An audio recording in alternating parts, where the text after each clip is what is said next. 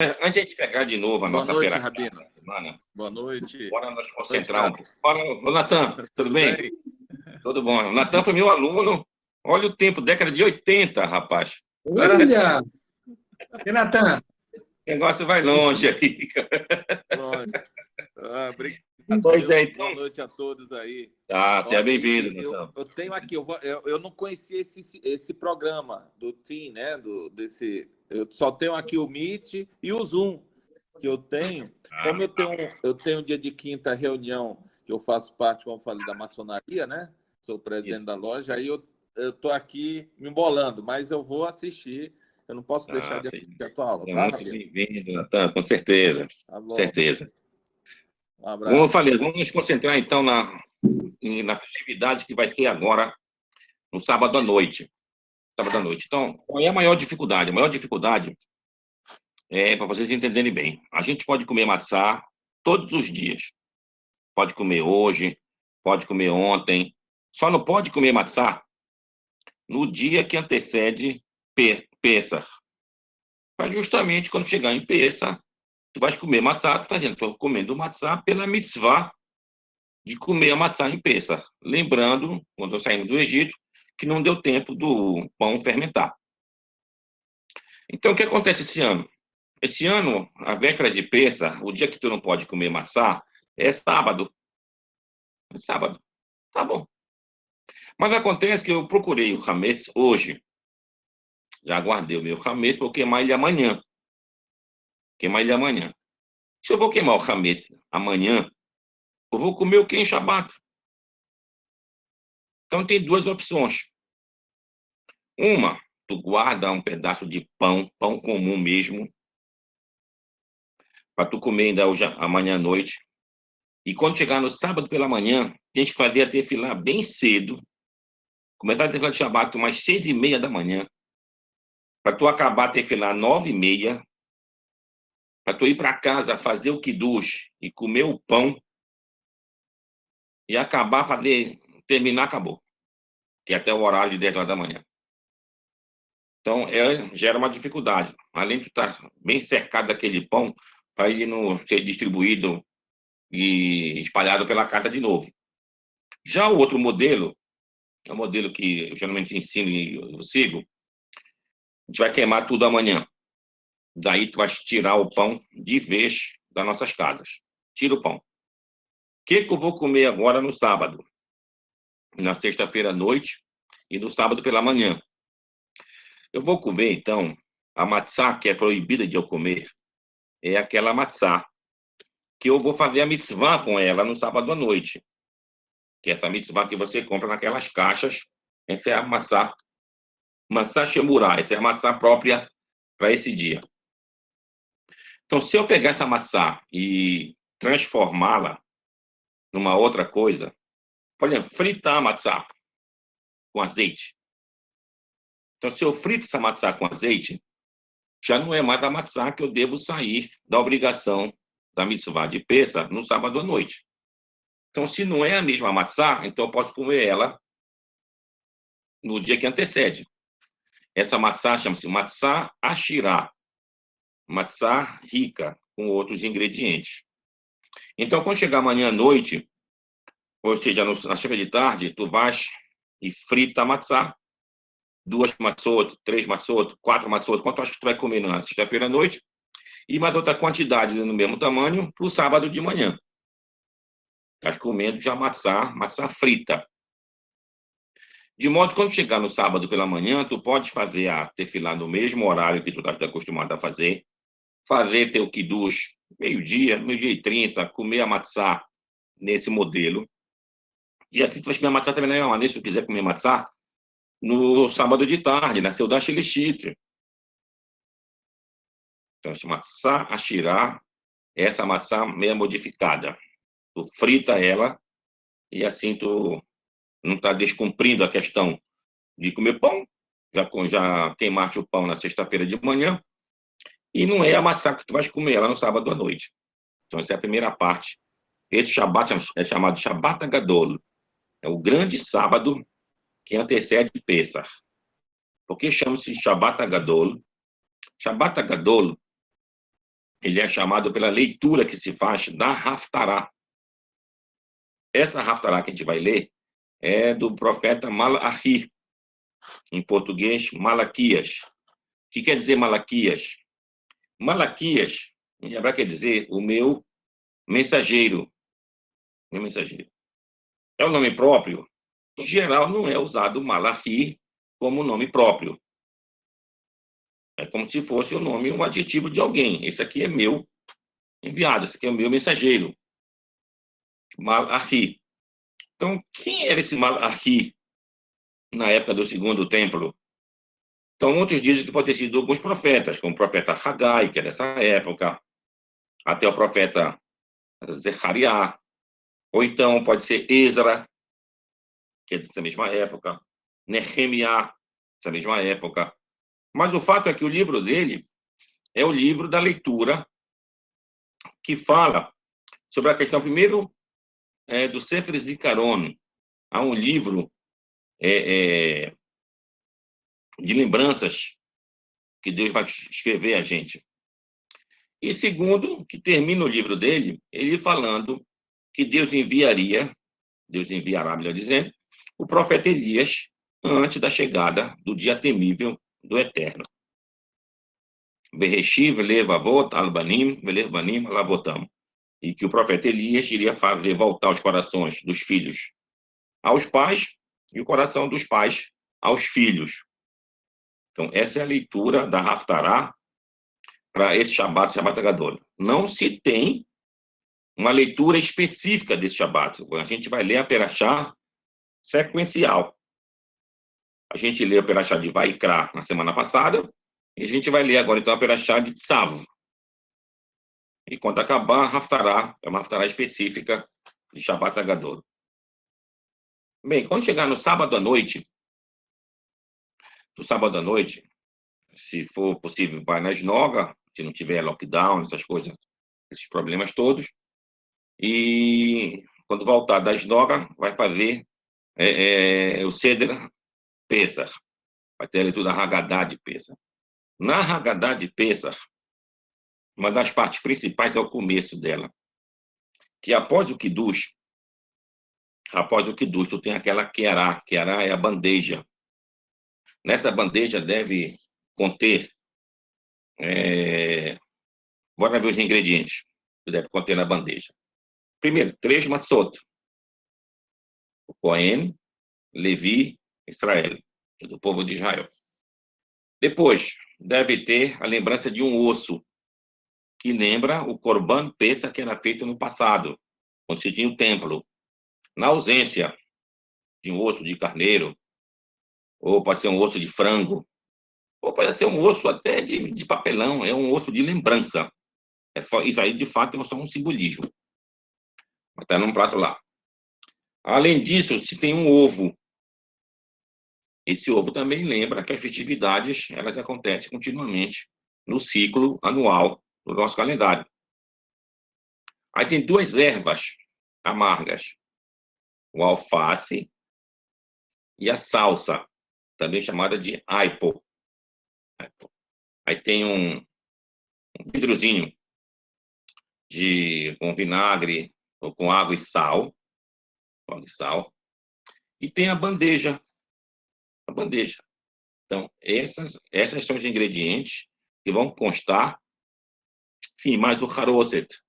Haroset é aquelas bolinhas que é de castanha, com maçã, cada um faz de uma maneira, que elas lembram a argamassa que era feita lá no Egito. Então, na bandeja, vai se ter no total 10 ingredientes, contando com a bandeja. A bandeja é 1, aí vem 3 matzot, já tem 4, osso é 5, haroset é 6, aí vem as 2 ervas, já dá 8. O que mais eu falei? Já falei do ovo. Se não tem o ovo e mais o negócio do vidrozinho com água e sal. No total vai dar 10 coisas. 10 coisas. Bom, então isso é feito. E quando chegar no momento, já começando a leitura da Haggadah, tu vais levantar aquela bandeja, em geral, passa pela cabeça dos presentes que estão na mesa, e tu vai dizer uma frase. Bibihilu yatsanu mimitraim, que quer dizer, com pressa, saímos do Egito. Aí ele repete isso umas 3 vezes, bota a bandeja de novo na mesa, descobre as matzot, e tu começa a leitura da Haggadah. Halachmania, este é o pão da pobreza que a gente comia lá no Egito, quando a gente era escravo. Em algumas Haggadot, não se tem esse processo de se fazer isso com a bandeja, e não se fala essa frase. Mas, no entanto, quando você lê na Haggadah sobre o pão da pobreza, dá a entender que a gente comeu esse pão da pobreza durante toda a nossa estadia no Egito, o que não é verdadeiro. A gente comeu o pão da pobreza na saída do Egito. Então, essa frase, ela está indicando isso, não. Bibi hilo yatsanu mimisraim. Com pressa, saímos do Egito. Aí sim, esse é o pão da miséria. Ele está bem indicando que esse é o pão que nós, como já Egito, a gente fez também. Isso vai ser feito no sábado à noite. Aí vem a leitura da Haggadah. Geralmente, vai distribuindo a Haggadah, a leitura de cada um lê um trecho, esse lê um outro, e assim por diante. Até chegar no final da leitura da Haggadah, e aí se tem, então, o jantar de Pêssar. Aí vem o jantar de Pêssar, em toda uma sequência, como está lá no livro, vai lavar as mãos para fazer o Hamotzi, o Netilat Yadayim, depois o Hamotzi. Aí, a matzá, ela vai ter 2 berachot. A berachá de Hamotzi, lechem min haaretz, já que ela é um pão. E tu vai ter uma outra bênção, que não é da matzá em si, é da obrigação que você tem de comer a matzá. Então, a berachá da matzá é Hamotzi, igual de pão, mas da obrigação que eu tenho de comer matzá nessa noite, então tem uma bênção específica. É tudo Baruch, Atah, Hashem, Elokeinu, Melech Haolam, Asher Kideshanu, Bemis Vatavetzivanu, Alachelat Matzah. Sobre a ordem de você ingerir e comer a matzá. Então, tudo isso vai ser feito no sábado à noite. No ano passado, também estávamos em lockdown, se não me engano, acho que está no Brasil inteiro. E a gente fez uma live. E então, esse ano, da mesma maneira, estamos também aqui em lockdown, aqui em Belém. A gente vai fazer aqui uma live. A gente vai fazer no sábado à noite uma live. Depois eu acerto com o Ulisses o horário que a gente vai iniciar, igual que eu fiz ano passado. Marcamos a hora que a gente iniciava a leitura o Kiddush, a Haggadah, tudo mais.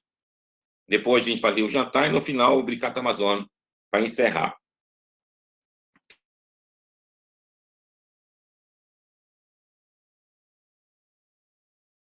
Então, eu vou dar a Haggadah de Pêssar. Então, Pêssar, não se confundam com 2 datas que a Torá fala de Pêssar lá. Uma é o 14º dia, o outro é o 15º dia. Quando, afinal, é Pêssar. Então, para a gente não se confundir. O sacrifício de Pêssar, que tinha o Corban Pêssar, ele era abatido, ele era feito o abate dele no templo, 14º dia, mas de tarde. 3 da tarde, 4 da tarde, essa era a hora que ele era feito. Ia ser ingerido ele somente à noite, e à noite já era o 15º dia. Aí quando começa, ingerido com o quê? Com as batzot, com as ervas amargas, nessa cerimônia que é a Haggadah de Pêssar. Então, Pêssar começa no 14º dia, mas de tarde, não à noite. De tarde, e para ser ingerido no 15º dia, que é o Hag HaMatzot. A gente confunde, às vezes, essas 2 coisas aí. Então, essa é a data correta de Pêssar. O que é a palavra Pêssar? Pêssar é um hebraico lifsoar, É um verbo que você está pulando assim, mais ou menos. E ele lembra o que exatamente? A 10ª praga, onde o anjo destruidor pulava sobre a casa dos israelitas que estavam marcadas lá, com aquele sangue do cordeiro que foi feito no 10º dia do mês de Nissan. E durante esses 4 dias, então, foram marcando as casas. Quando chegou, então, nessa noite, que era a última praga, passou por cima. Passou por cima.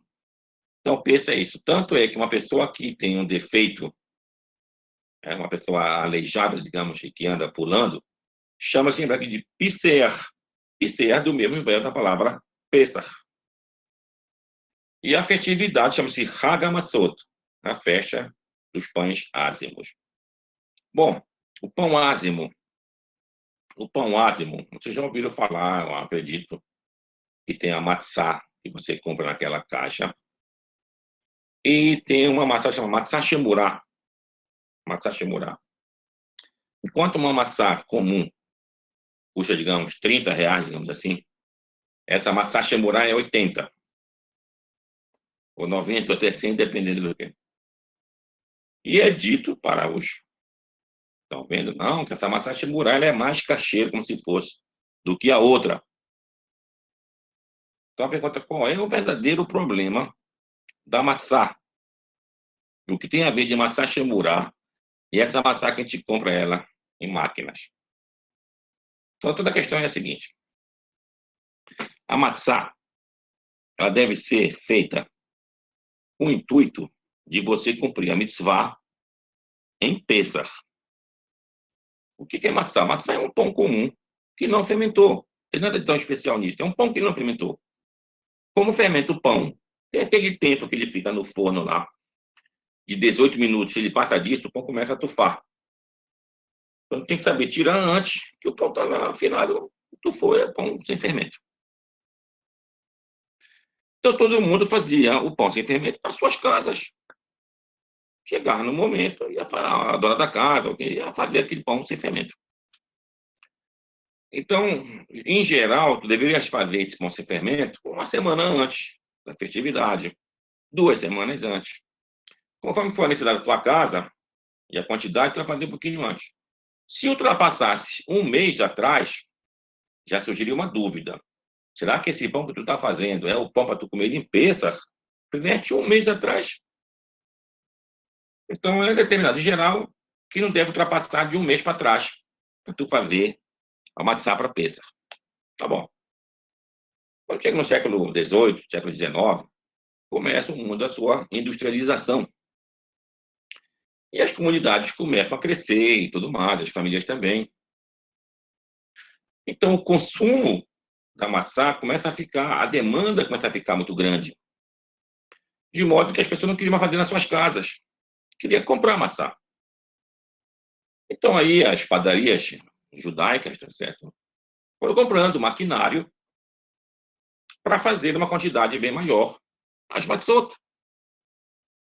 As matzot. Por isso que sai nesse formato aquadradado, tem aqueles pingos em cima, tudo é uma coisa. Então, a matzá começou a ser feita em máquina. Grupos racídicos começaram a reclamar que essa matzá feita em máquina não era aquela matzá tradicional, que você pegava a matzá e ia fazer na sua casa, ia acompanhado, e isso aqui. Então, aí começou uma disputa halárquica, ou seja, de vários rabinos debatendo esse assunto, uns dizendo que a matzá certa era a matzá da máquina, e outros dizendo que a matzá certa era a matzá feita à mão. Feita à mão. Então, os grupos racídicos, em geral, seguem essa opinião de fazer a matzá à mão. Matzá à mão. Nós seguimos outra opinião. A matzá correta para nós é a matzá da máquina. Embora tentar entender o argumento de cada uma delas. Da matzá tradicional, a gente já está falando aqui. Ah, não, a matzá tradicional é feita dessa maneira, cara. Aqui, traz aqui, as pessoas vão trabalhando tudo mais.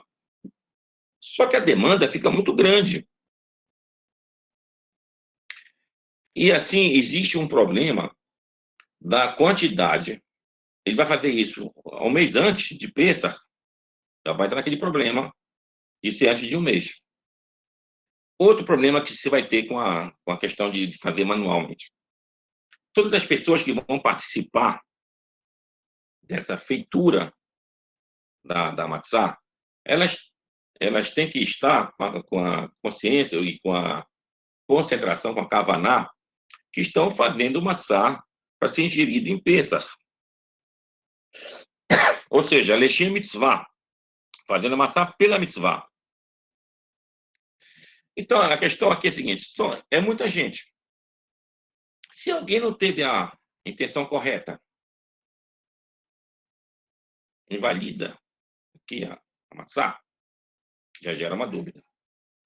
Enquanto isso, na outra matzá feita na máquina, tem menos gente trabalhando em cima disso, e com isso, então, basta a pessoa que vai fazer a matzá acionar lá a máquina, tá bom, é suficiente o que ele pensou. O resto é a máquina que está fazendo. Então, para muitos rabinos, e rabino do Marrocos, a matzá correta é a matzá da máquina, essa que você compra nessas caixas. E a matzá shemurá, que é a mais cara, não é cacheira para nós. É a vida, né? Essa aqui é mais cara, não é cacheira. Mas se tu for ouvir de rabino de Chabad, ou rabinos racídicos, sem ser de Chabad e de outros movimentos judaicos, vão te dizer, não, a matzá correta é a matzá shemurá. Ele chama de shemurá só para essa matzá. Na verdade, a matzá shemurá é essa para nós aqui, essa outra, a matzá da máquina. Então, isso é um problema. Que a maioria compra essa matzot nessas caixas, eu acho que a distribuição vem para todo mundo, em geral, não é tão difícil conseguir isso daí. Isso é uma coisa. Bom, quando chegar no domingo pela manhã, a gente vai ter a tefilá de Pêssar, que lê igual, mais ou menos igual ao Shabat, e vai ter a perachá específica, é uma passagem da perachá Bo, que se fala lá sobre a festividade de Pêssar. E quando chega antes do Musaf, do primeiro dia, você vai ler a mudança da estação. Está no inverno, vamos passar então a ler a oração do verão. Isso entra naquela outra problemática que a gente já falou outras vezes aqui. Então, de maneira geral, a gente está redando como se fosse pela terra de Israel. Então, lá, nós vamos entrar no verão, a gente vai entrar então, nas orações para que tenha um verão lá satisfatório para o povo todo. Então, isso é feito no primeiro dia de Pêssar, antes do Musaf. Por que antes do Musaf? Bom, é simples porque antes do Musaf. Porque, em geral, quem frequenta a sinagoga já deve ter percebido que a grande maioria chega perto do Musaf, na sinagoga. Digamos, uma tefilá começa às 9 horas. Já não é tão cedo, 9 horas da manhã. Aí aquele judeu mais folgado, quando dá 11 horas, ele chega na sinagoga. Já tinha 11 horas. E outros vão chegar mais tarde, chegar às 11h30, geralmente na hora do Musaf. Então, para que todos tenham o mérito de ouvir que teve a mudança e participar disso daí, então faz isso mais próximo assim, do Musaf. Da mesma maneira, é a mesma coisa em relação ao toque do shofar.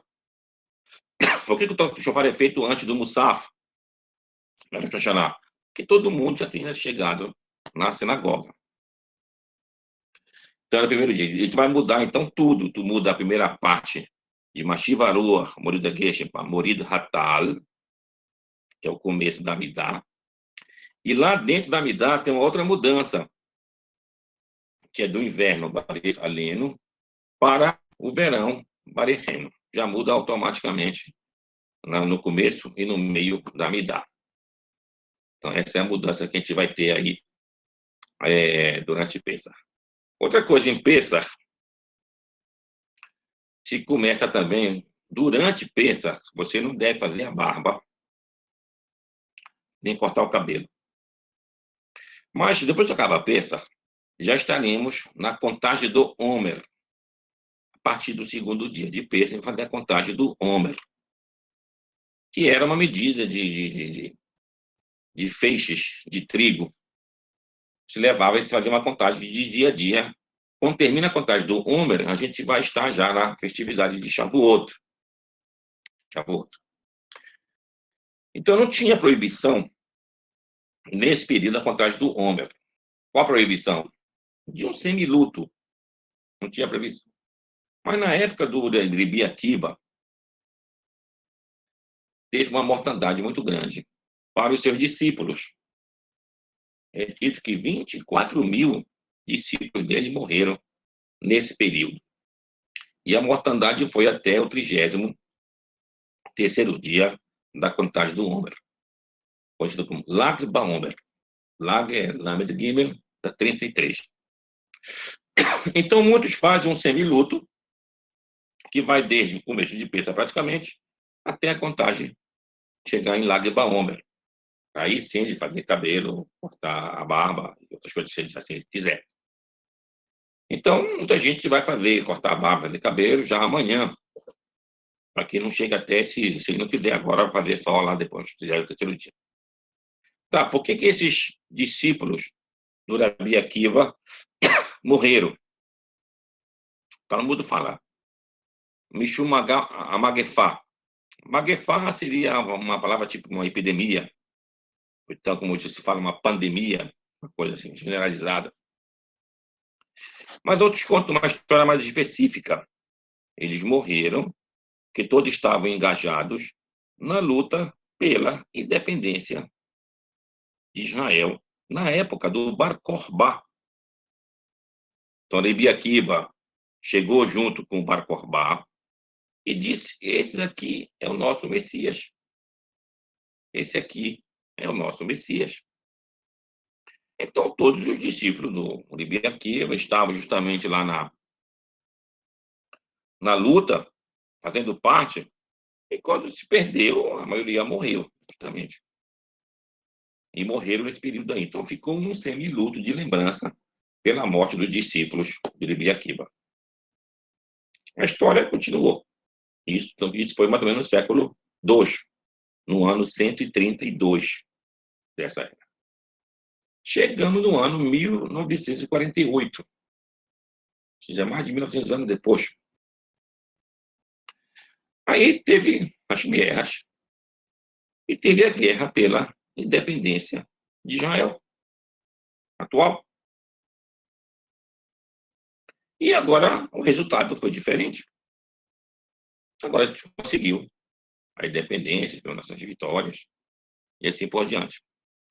E quando aconteceu essa vitória, no dia 5 do mês de Iyar, que é mais ou menos no dia 18 ou dia 20 da contagem do Homer, que está dentro daqueles 33 dias que a gente está falando aqui, que seria proibido você cortar o cabelo.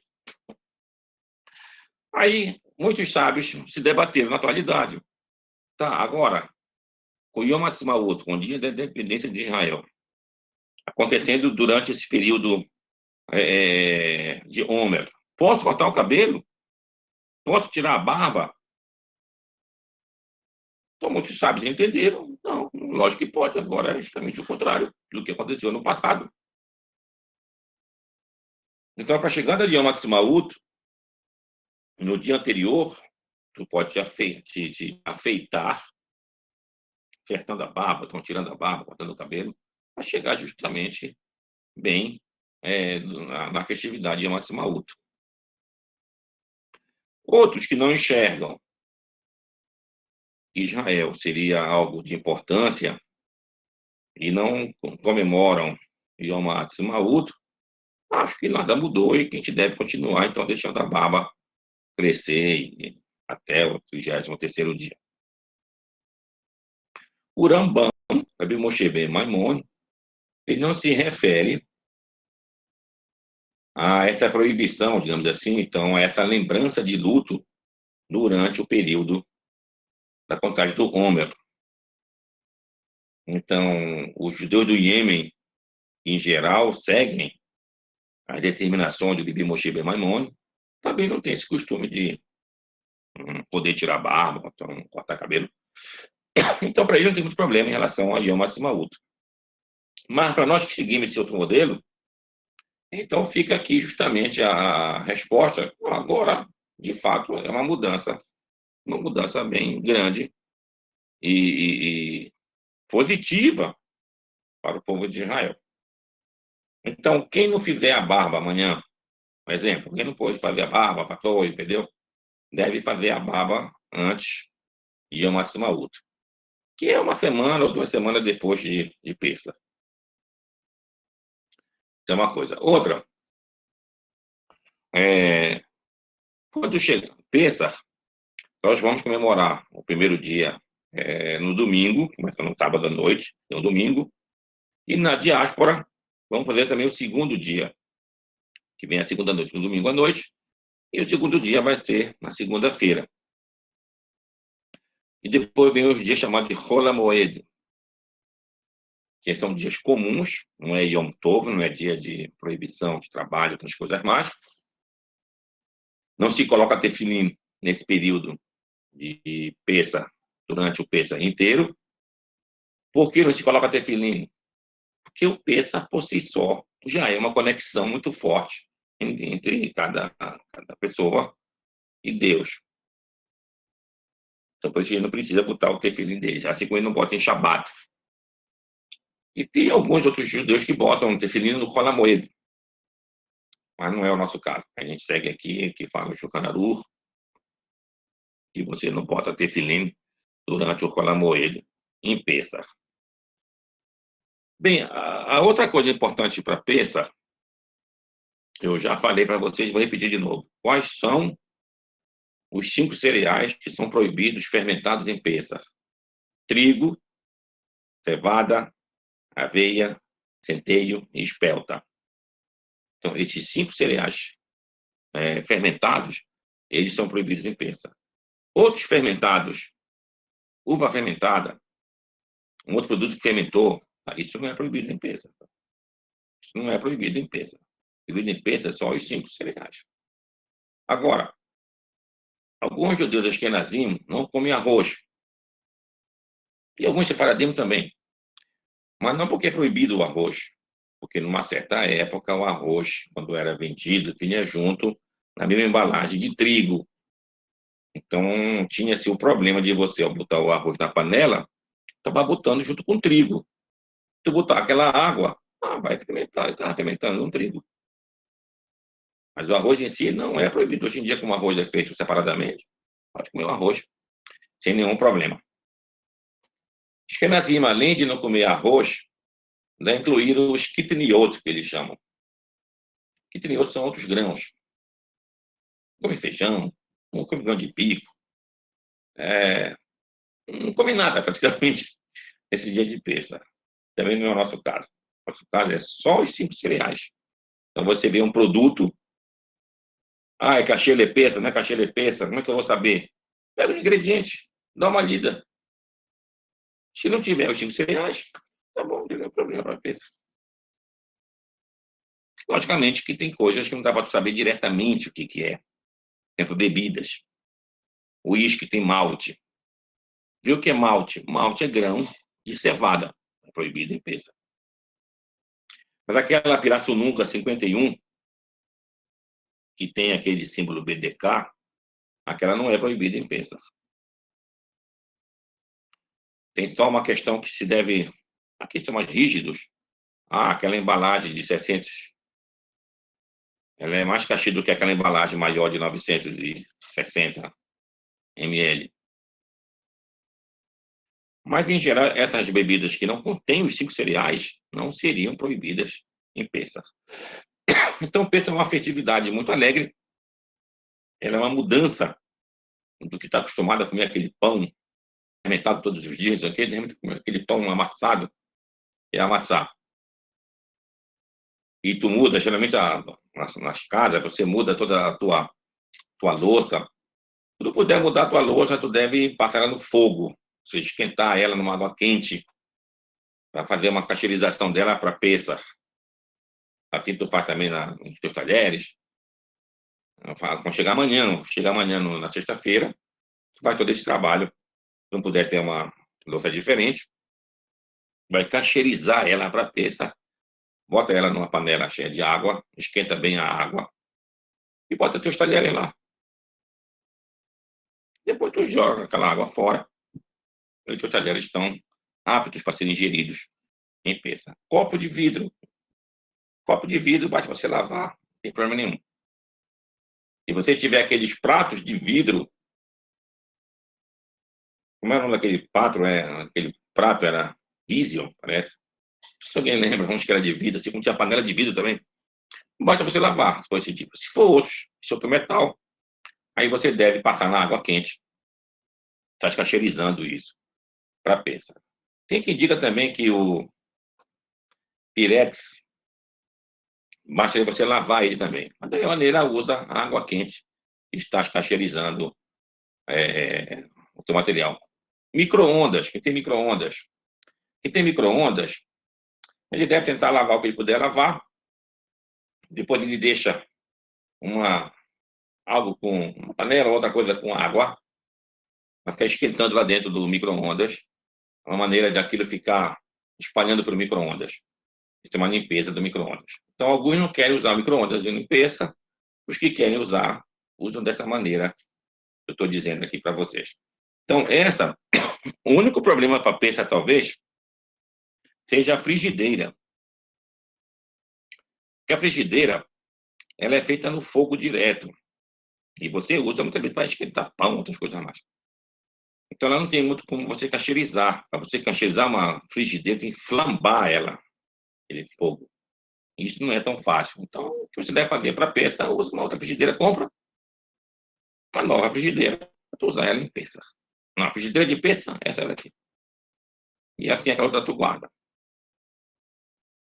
Outra coisa que deve ser falada também em relação à venda do hametz.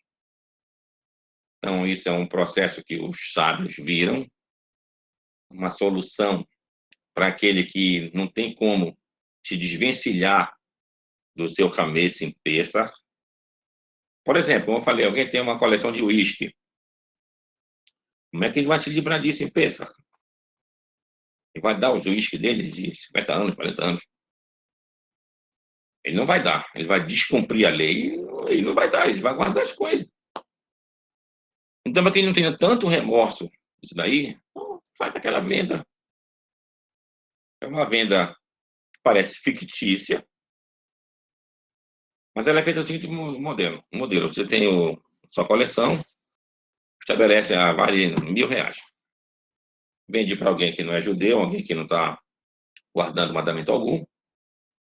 Dá uma entrada de R$ 20. Toma, agora é teu. Tá no papel essa coleção de uísque do fulano de tal.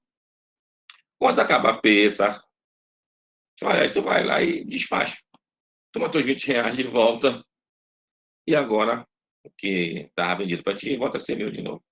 Então, essa é uma maneira daquela pessoa que não vai poder se livrar daquele hametz dela e que ela vai transgredir isso em peça e pelo menos vende. Agora, fora isso, quem não puder nem vender, separa isso num outro armário da tua casa e fecha. E deixa aquilo como se fosse guardado, não está vendo isso aqui, como aquilo não me pertence. Está lá. Isso era feito desde o passado. Que o objetivo qual é? Que você não tenha os 5 cereais na tua casa fermentados. Olha bem, fermentado. Não é que você não pode ter trigo em casa. Pode ter trigo em casa, trigo. Não pode ter eles fermentados. Tanto é que a maçã é trigo. Então, é mais ou menos isso, as lições de Pêssar que a gente tem. A gente vai vivenciar agora isso aí nesse sábado, e no sábado à noite será a Haggadah de Pêssar. Outra coisa da Haggadah de Pêssar, a gente vai ler na Haggadah de Pêssar o Halel. Halel é o Salmo 113 até o Salmo 118. 118. Então, neste Salmo, te falei durante a Haggadah, como tu está numa situação sem menino na tua casa, então tu não tem como dizer o aberachá dele. Então vai ler sem berachá. Para que não fique sem berachá, quem puder ir na esnoga, e numa esnoga que tenha minyan, lá vai ser dito depois do arbítrio, ou seja, depois da amidade do arbítrio, o halel, com berachá, que isso vai servir para tu dizer na tua casa sem berachá. Se por um acaso tu não conseguir ir na esnoga, ou não tem a esnoga, tá bom, não tem problema. Na tua casa tu vai ler ele lá, na Haggadah, sem dizer a berachá dele, também não tem nenhum problema. Então, isso é justamente como a gente deve cumprir as mitzvot de Pessah. Foi encontrado um pergaminho na ilha de Elefantina, no Egito. No Egito. Aqui o Rio Nilo, descendo o Rio Nilo lá, onde seria do Egito para o Sudão. Aí tem várias ilhas. Uma delas é uma ilha chamada de Elefantina, uma ilha famosa no passado. Tem vários lá, ruínas de templos. E lá tinha uma comunidade judaica morando lá. Morando lá desde o século VI, mais ou menos, antes dessa era. Desde a época do Império Assírio, que conquistou o Egito, tinha lá já uma guarnição judaica lá, levados para lá. E depois também, na época que Nabucodonosor também destruiu o templo, muitos desceram para o Egito, inclusive o profeta Jeremias. Então, nessa comunidade, nessa ilha, eles tinham lá um pequeno templo que representava um templo de Jerusalém, sacrifícios e outras coisas mais lá. Então, acharam um pergaminho, datado esse pergaminho do ano 400 ou 410 antes dessa era, em que uma pessoa que veio de Jerusalém, a mando dos sábios de Jerusalém, para avisar quando era Pessah para a comunidade lá judaica desse lugar e dizer como é que eram justamente as leis que deveriam fazer com Hametz, essas coisas todas. Olha, estamos falando do ano 400 antes dessa era. Já a preocupação para chegada de Pessah, como é que ia se fazer, tudo mais, cara. De guardar todo aquele Hametz que você não vai utilizar, tirar ele da tua visão. Então, essa é a parte que eu tenho para vocês. Aquilo que vocês não puderem vender, então fica separado e vai entrar dentro daquela categoria da queima do Hametz, amanhã, que você vai ler todo o fermento que eu tenha visto, que eu não tenha visto, que seja minha posse, com que a minha posse seja considerado como inválido e pó da terra. Então, essa é a maneira para você se desvencilhar do seu Hametz para Pessah. Bom, agora, bora ver a parte principal de Pessah. Essas são as leis que te falam especificamente o conteúdo de Halachá, que diz isso, a discussão de um rabino com o outro. Mas qual é a parte principal de Pessah? A parte principal de Pessah foi a nossa saída do Egito. Saímos do Egito. Ao sairmos do Egito, a gente deixou de ser escravo do faraó, de um homem, e passamos agora a ser escravos do eterno Deus. Somos agora servos do eterno Deus. A gente está aqui para cumprir os mandamentos do eterno Deus. Então, o Talmud explica que aquele que não se submete às leis do eterno vai acabar, mesmo contra a vontade, ter que se submeter a leis como se fosse do faraó, a lei de outro homem. Então, essa que é a nossa liberdade. Essa que é a grande lição de Pessah. Estou aqui para servir o eterno. Acordar de manhã, fazer as abluções matinais, as minhas orações, fazer o meu estudo, praticar as missões que eu tenho que praticar, tudo isso é servindo ao eterno Deus. Então, eu tiro o Hametz, eu tiro esse peso das obrigações para com outro homem. Tenho agora a liberdade, mas a liberdade para servir ao eterno Deus. Eu não estou preso a alguém que está me proibindo de servir, de não servir a Deus. Então, essa que é a questão da leitura da Haftará que eu falei, do Shabat Agadol, que é da chegada do profeta Elias.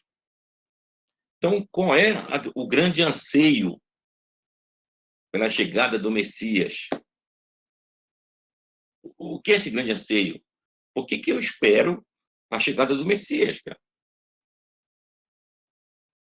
A gente vive aqui nesse mundo cristão, ele vai se salvar, é a história que a gente ouve falar. Mas vai salvar do quê? Aí começa um bocado de história, ele morreu por ti, não sei o quê, vai longe. Mas, de fato, dentro do contexto bíblico da Torá, o que eu espero do Messias? Por que eu quero que o Messias chegue? Para fazer o quê? Então, na Perachá, que a gente vai ler amanhã, melhor, no sábado de manhã, que daí é a Perachá sequencial, é a Perachá de Tzav. Tzav é a segunda Perachá do livro Vaikra, terceiro livro. Nessa Perachá, tu lê sobre como é que o sacerdote deveria proceder, o acendimento da vela que ia ficar constantemente acesa no templo, que isso não poderia ser apagado, fazer as linhas do altar. E lá se fala também sobre aquele aquele sacerdote ungido para fazer essa função. Como é chamado de sacerdote ungido para fazer essa função? Kohen HaMashiach. Kohen HaMashiach. Então, é daqui que eu vou entender do que quer dizer esse termo Kohen, sacerdote, HaMashiach, ungido para uma função. Então, o termo ungido quer dizer, tipo, escolhido para exercer aquela função lá. No caso da Perachá, está se falando sobre o sacerdote. Mas, quando a gente avança um pouco nas leituras, a gente chega lá em Devarim, Deuteronômio, que se fala sobre a possibilidade de a gente ter um rei do povo de Israel. Esse rei tinha que ser escolhido, tinha que ser ungido para ser rei de Israel. Daí o termo Mashiach, ungido para exercer aquela função. Então, o primeiro rei, historicamente, que foi ungido para isso, foi o rei Saul. Deus mandou que o profeta Samuel fosse procurar tal e tal pessoa, esse aqui seria, então, o ungido para ser o rei de Israel, o Mashiach, o rei de Israel. Depois do que aconteceu com Saul, Deus tirou de Saul e passou para o Davi. Então, Davi foi ungido, foi Mashiach, para ser rei de Israel. E assim sucessivamente. Os reis eram ungidos, eles eram Mashiach, a função de untar, para que demonstrasse isso aqui agora é o novo escolhido para governar de Israel. Então, quando a gente lê da Haftará que Deus mandará o profeta Elias antes do dia temível e grandioso do Eterno, a gente vê lá que está se falando sobre a questão de se ter o grande dia do quê? Da redenção do povo de Israel. Isso seria precedido pelo profeta Elias. E o profeta Elias, o que foi que ele fez de tão importante na história dele? O que o profeta Elias fez foi fazer com que o povo fizesse techuvá. Ele demonstrou o povo duramente. Os reis da época dele, o povo, os generais, os chefes de exército e outras pessoas mais que seguissem realmente o eterno verdadeiro. Então, é essa posição que se quer da chegada do profeta Elias para nos indicar a redenção. Para quê? Para que eu possa cumprir a lei devidamente. Então, eu moro na diáspora. Estou aqui na diáspora. Aqui a gente tem um governo que não é judaico. Não é judaico. As leis do país também não seguem o que a Torá me manda. Tem que descansar no Shabat, a lei do país me diz que é domingo. E assim, várias outras situações que são diferentes. Então, como é que eu vou poder cumprir devidamente o mandamento da Torá? Então, meu anseio pela chegada do Messias, para que ele possa me dar essa autonomia, me dar esse poder de se autogerir, não só eu, o coletivo do povo de Israel, para que eu possa cumprir o mandamento da Torá. Em que o Shabat vai ser feriado. Pesach vai ser feriado. Eu vou no supermercado, tudo lá é kasher. Está chegando o Pesach, tem a possibilidade de comprar tudo que for descartável, de boa qualidade, para que eu possa usar em Pesach, tem um tipo de problema. Então, essa facilidade que é o papel do Messias, que é o papel do Mashiach. Então, o meu anseio pela chegada do Messias não é que ele vai me salvar, propriamente dito. A salvação continua por meus próprios méritos. Mas a hostilidade que eu tenho do mundo, o Messias vai tirar. Então, essa aqui é a importância de a gente ter um país próprio, de tu ter uma nação realmente judaica, que tu possa cumprir devidamente as tuas leis lá. Então, é isso que se espera de um país dos judeus, cara. É isso que se espera de um Estado judaico. Temos hoje em dia o Estado de Israel. A pergunta, é um Estado judaico? Sim, claro, que dúvida. Alguém duvida que não tem um Estado judaico? Porque se não fosse Estado judaico, por que todos querem destruí-lo? Se não fosse Estado judaico, que interesse o mundo teria destruir aquele país lá? Nenhum, ninguém estava preocupado, não ia fazer parte do noticiário do dia a dia. Todo mundo está de olho naquele país lá. Todo mundo sabe que esse é o país dos judeus. Esse é um país judaico. Ele é judaico, lá que é judaico. Qual é a língua falada lá? A nossa língua do hebraico.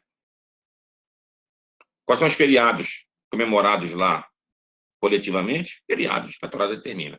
Pesach, Shavuot, Sukkot, Rosh Hashanah, Yom Kippur, Shabbat, toda semana. E outras festividades. O que eu devo comprar no supermercado? Tudo tem símbolo cachê daqui e ali, tem aquela supervisão rabínica, uns com mais rigidez, outros com menos rigidez, mas tudo tem. Então, isso me proporciona uma vida completa dentro do que determina a lei que Deus está pedindo para que eu faça. Então, esse que é o objetivo da chegada do Messias. O Messias chega não para me salvar pessoalmente, ele vai perdoar meus pecados. Ele não é Deus para fazer isso. Ele é só um agente divino, assim como foi Moshe na saída do Egito, assim como foi o rei Davi nas suas guerras de consolidação do Estado, assim como foi o rei Salomão, que pegou já um Estado que se consolidado com seu pai e construiu, embelezou o que seria a casa do Eterno, fez o templo. Tudo isso é objetivo para servir a Deus. Para servir a Deus. Então, hoje nós estamos vivendo da mesma maneira. Logicamente, aqui a gente não deve brigar com ninguém, tentar conseguir que as possibilidades do mundo hostil, digamos, que eu vivo, da melhor maneira para eu cumprir os mandamentos de Deus, e assim eu fazer essa conexão com o Eterno, esse dia a dia. Essa perachá de sábado, por exemplo. Tinha que se acender aquele fogo constantemente. Então, isso é justamente o fogo da vontade de servir ao Eterno. Então, tinha que servir ao Eterno constantemente, no dia a dia. O que é no dia a dia? Se acordar, fazer suas orações, botar seu tefilim, seu talento, dizer as berachot, como tem que dizer, e tem outras coisas mais. Alguém me perguntou, por exemplo, Rabino, sobre a questão da mikve. Mikve. Isso é outro assunto que a gente vê também, que grupos racídicos gostam muito de mikve. Tu vê esses grupos racídicos, por exemplo, tudo para eles é mikve. Mikve aqui, mikve ali. Não que não tenha importância, mas não é a suma importância que é dado. Tanto é que a mikve, ela não é para homem. Se você vai na mikve, você pode ir até todo dia na mikve, mas tu não vai dizer berachá alguma lá. Porque não tem mitzvah alguma para você cumprir lá.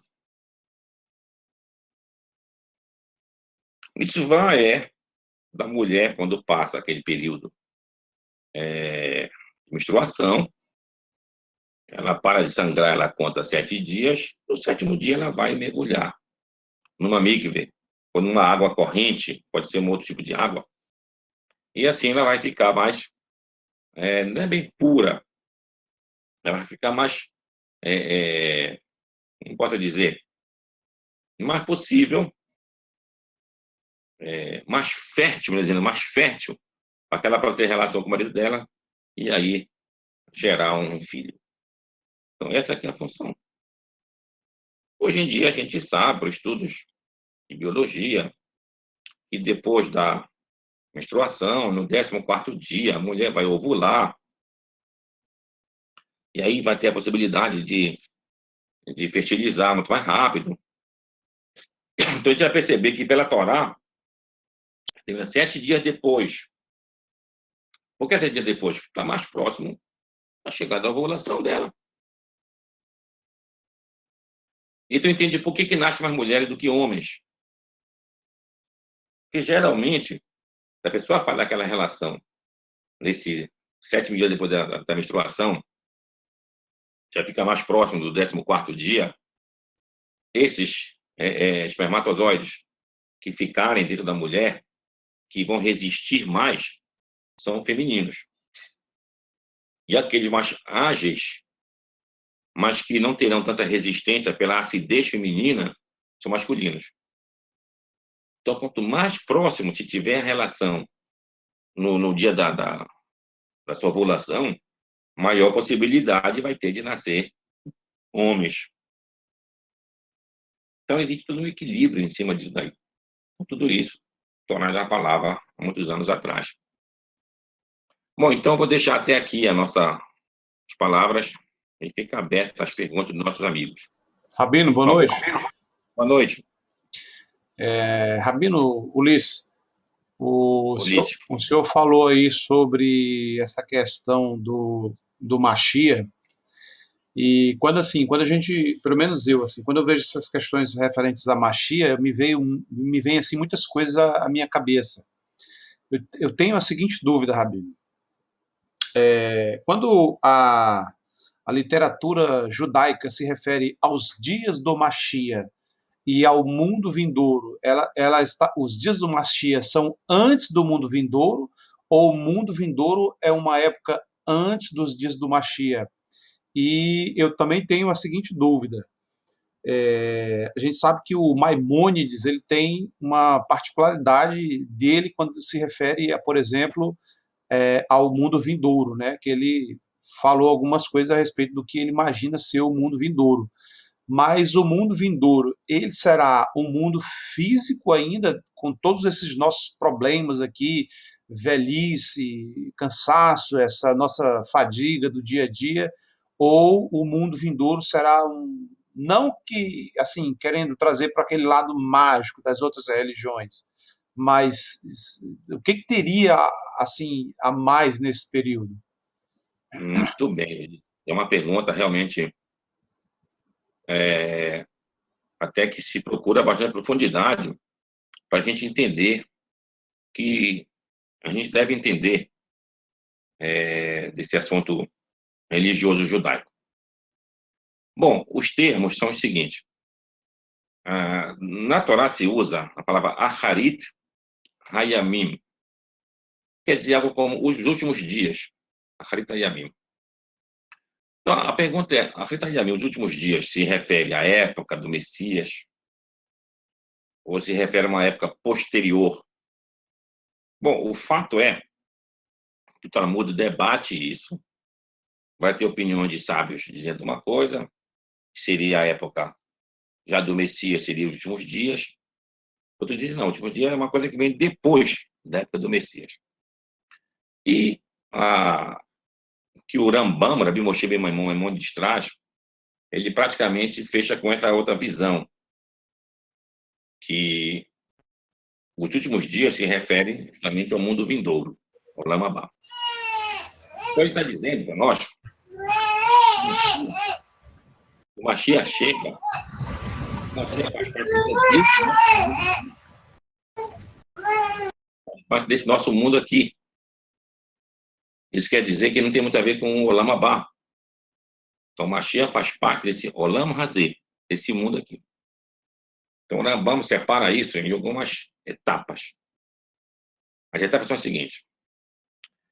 Ele fala da guerra de Gog e Magog.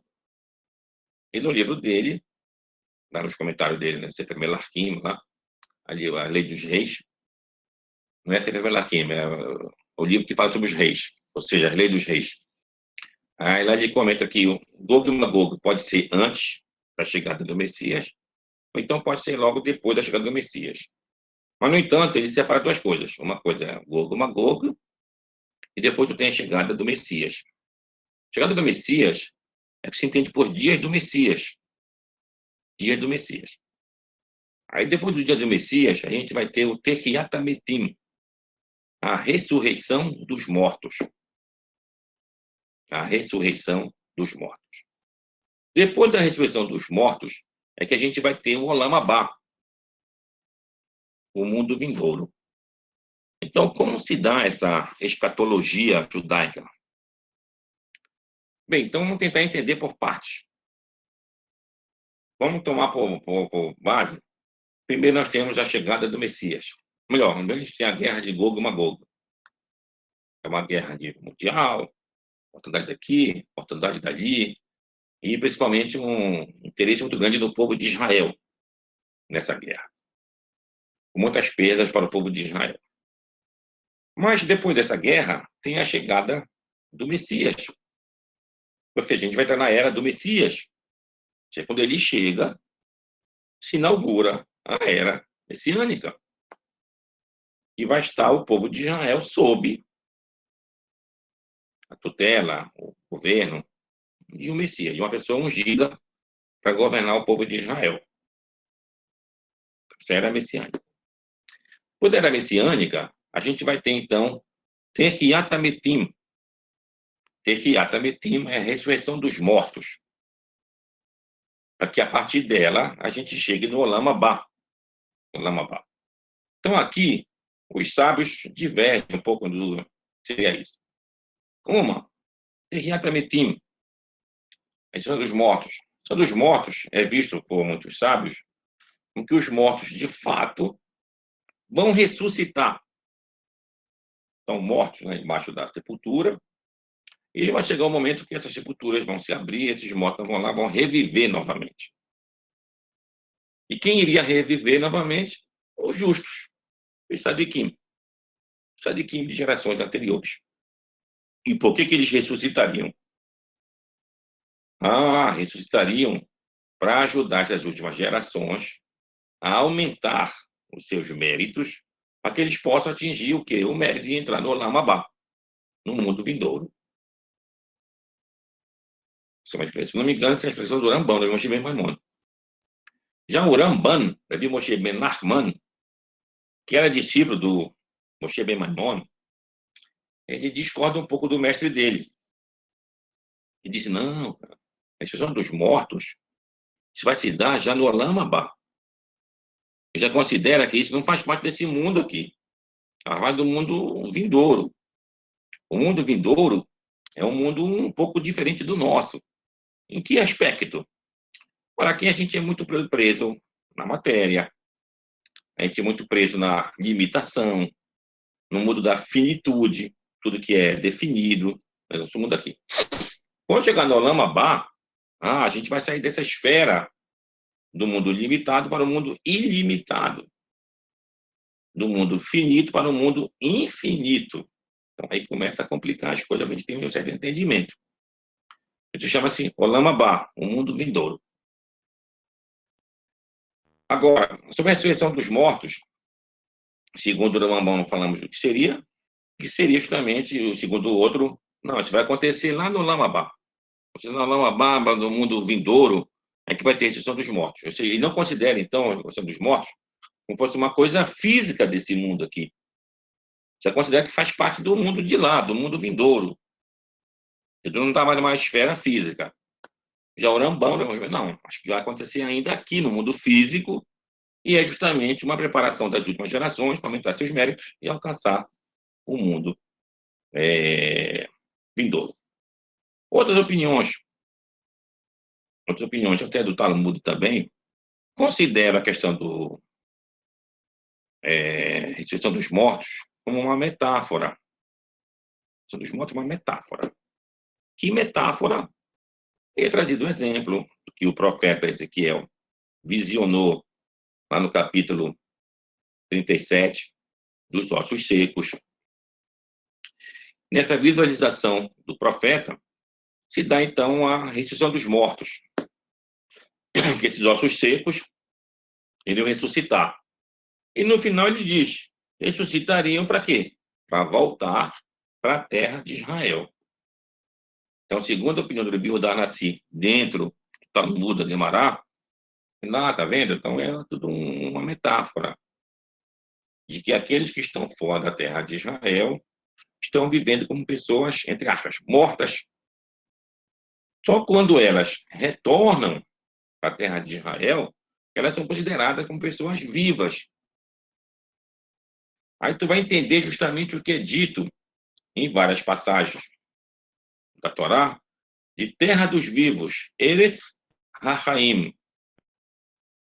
Aonde é a terra dos vivos? Então também é uma linguagem sobre a terra de Israel. Quando você é vivo, quando você vive na terra de Israel, mas logicamente vivendo lá, cumprindo o quê? Os mandamentos da Torá. Então, segundo essa outra opinião, o que vai ter na ressurreição dos mortos é a reunião daqueles dispersos do povo de Israel pelo mundo inteiro, chegar na terra de Israel. Aí vem uma outra pergunta. Tá, esses dispersos do povo de Israel são todas as tribos de Israel? Ou é só a tribo de Judá? Então o Talmud vai debater isso também. No debate do Talmud, alguns dizem, não, são todas as tribos do povo de Israel. Até as tribos perdidas do povo de Israel, elas vão despertar e vão voltar a fazer parte do povo de Israel. E outros diziam que não, era só a tribo de Judá que iria voltar. O fato é que, hoje em dia, a gente está vivendo o retorno dos judeus, da tribo de Judá, mas também de outras tribos. Se a gente considerar, por exemplo, os falácios que vieram lá da Etiópia, isso não é da tribo de Judá. Segundo estudos de rabinos de 500 anos atrás, já foi dito que eles eram da tribo de Dan, eram danitas. Então não eram da tribo de Judá, eram danitas, mas fazem parte do povo de Israel. É dito que acharam uma parte da tribo de Menachê, lá no Afeganistão, e já voltou para a terra de Israel. Então essas tribos estão sendo encontradas e vão também retornar. Então isso seria o quê? A ressurreição dos mortos. Seria uma metáfora para dizer isso. Então, justamente essa questão do Messias, o Messias é uma era, mas uma era inaugurada pelo Messias. E quem é o Messias é aquele que governa Israel. Não se esqueçam, aquele que governa Israel, ele é Messias. Rei Saul foi Messias? Foi. Governou Israel? Foi. Então, ele é Messias. Rei Davi foi Messias? Foi. Ele governou Israel? Messias. Rei Salomão. E assim, outros que vieram depois do rei Salomão e tiveram status ou foram ungidos para tal, Messias. Inclusive mulheres. Aquela rainha chamada Atalia, ela é uma rainha de Israel, é rainha, é Messias, ungida para tal. Então, o Messias é aquele que governa o Israel. Se a gente considerar dessa mesma maneira, no dia de hoje, aqueles que governam Israel lá estão na posição de Messias, de ungidos para governar o povo de Israel. Então, essa aqui é a diferença que a gente tem das leituras e da visão de outros povos. Obrigado, Rabi. Nada, querido.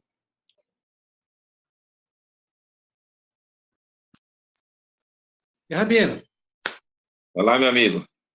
Rabino, na hora que o senhor falou sobre as 10 matérias que tem que estar na mesa, caiu um toró aqui que ninguém ouviu nada. Você se importaria de...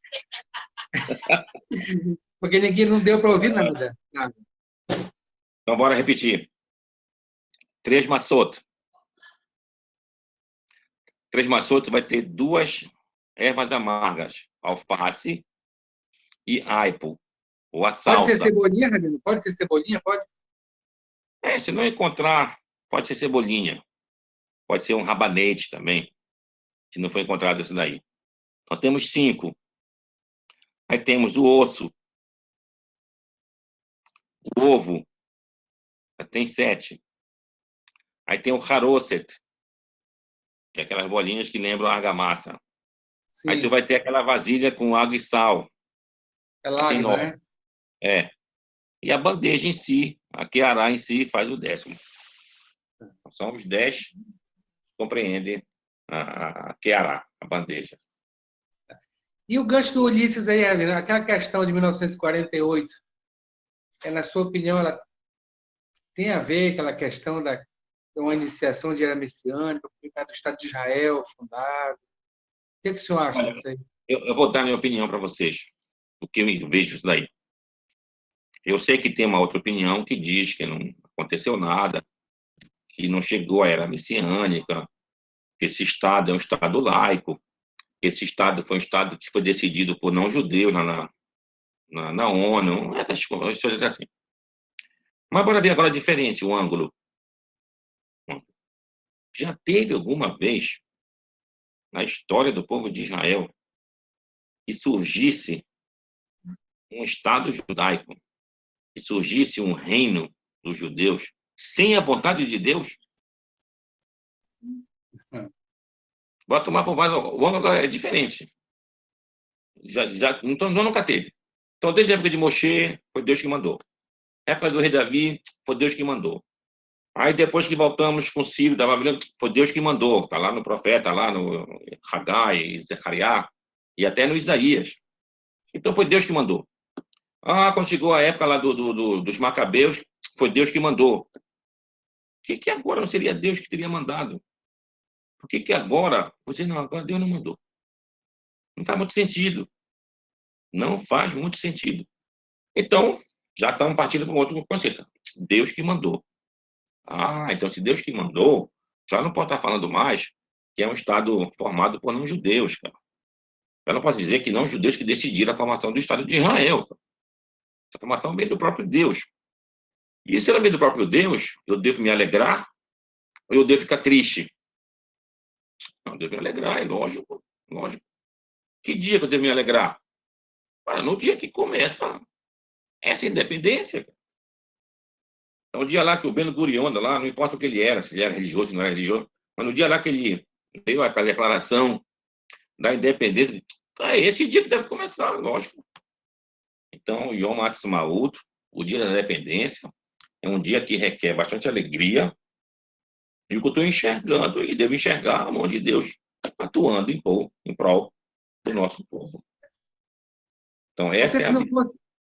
Porque se não fosse assim, Rabino, se não fosse pela vontade de Deus, teria dado antes da Segunda Guerra Mundial, acho que foi em 1919, que foi quando os ingleses também assumiram a tutela do Estado de Israel. Não deu certo aquela vez. Então, Exatamente. a prova é essa que não foi a vontade de Deus. Então. Tá certo. Nós temos lá, nesse período aí, 17, 18, 19, e quando os ingleses chegaram na terra de Israel, mandaram até um judeu para ser tipo um governador, o Herbert Samuel. que era um judeu inglês lá, mas não ajudou muito. Não ajudou muito. É. Só Só viu o pântano, né? Só viu o pântano no Exatamente. deserto e pedra. Por que o pessoal briga tanto por essa terra? Esse negócio aqui. Por Então, isso que eu lhe perguntei isso, né? É por isso que eu lhe perguntei isso. A questão de 1948, se ela não foi pela vontade do Eterno, como o senhor realmente falou, e eu concordo literalmente, que isso, começou ali, é porque não deu em 1919. exatamente. Podia ter dado antes, cara. Mas não deu antes, porque é dali que começa a mentira. Agora, isso não quer dizer, quando a gente fala que é a vontade de Deus, a gente não deve.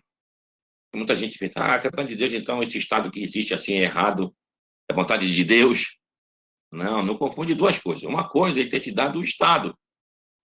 Nos deu o Estado, fez com que a ONU votasse a favor da gente, fez com que países que até nos odiavam votassem a favor da fundação do Estado de Israel. Isso é uma grande realidade. Agora, eu fazer com que esse Estado prospere, fazer com que esse Estado faça o papel judaico verdadeiro, vai depender de cada um. É o nosso papel que está em jogo. Por exemplo, Deus ungiu lá o profeta Samuel, Samuel ungiu lá o rei Saul. Quando ele descumpriu, o que Deus fez? Tirou dele. Da mesma maneira, fez com o rei Davi. Quando o rei Davi ficou sujo, pagando de sangue, ele disse, olha, tu não deves construir para mim a minha casa. Acabou cabendo isso para o filho dele. Então, da mesma maneira, é agora. Temos Estado? Temos. Temos estrutura lá? Temos. Temos o quê? Temos. Agora, outras coisas dependem da gente. A vontade de servir o eterno não pode ser do governo. O governo não tem como me obrigar a cumprir a vontade do eterno. E até se ele me obrigasse, não teria valor cumprir, porque aí eu não estou cumprindo de coração, estou cumprindo forçado. Então, eu é que tenho que ter a vontade própria de cumprir. Por exemplo, vou dar um exemplo agora. Domingo agora vai ser o Pêssar. Digamos que nós morássemos na Israel, todos nós aqui moramos em Israel. Eita. Aí, quando chegasse lá no domingo, de vez a gente ir para a Esnoga, vai para a praia. Vai para a praia, irmãozinho, vai para a praia tomar uma cerveja. Aí a cerveja pinca, bora tomar lá a cervejinha. Então, esse descumprir vai colocar em xeque o meu Estado. Deus já me deu. Continua muito, né, Rabino? Continua muito, porque foi para a terra, não está cumprindo os mandamentos. Exatamente. Então, se Deus está facilitando, está me dando uma oportunidade. Eu tenho que ir para lá para cumprir mandamentos. Se eu vou lá e descumpro, aí quer que Deus vomite a gente da terra de Israel. Então, são essas duas coisas. Uma é que Deus nos deu a terra de Israel, nos deu o Estado de Israel, isso é divino. Agora, a conservação, a manutenção, isso tem que ser nossa. Se não tiver mérito, a gente pode perder. Deus nos escape. Verdade, Rabino. Obrigado, meu Rabino. Nada, querido. Ei, Rabino, depois que eu queimar os rametes amanhã, eu faço o quê com as cinzas? Pois é, cinza você pode jogar no mar, ou então jogar no vento. No Rio Amazonas, pode ser. Tira da Amazônia, mas é.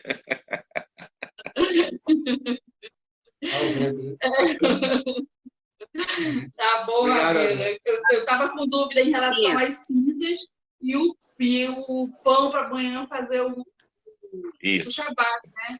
Eu estava em dúvida. Aí era isso que eu ia lhe perguntar também, mas o senhor tirou minhas dúvidas. Muito obrigada. Nada, querido.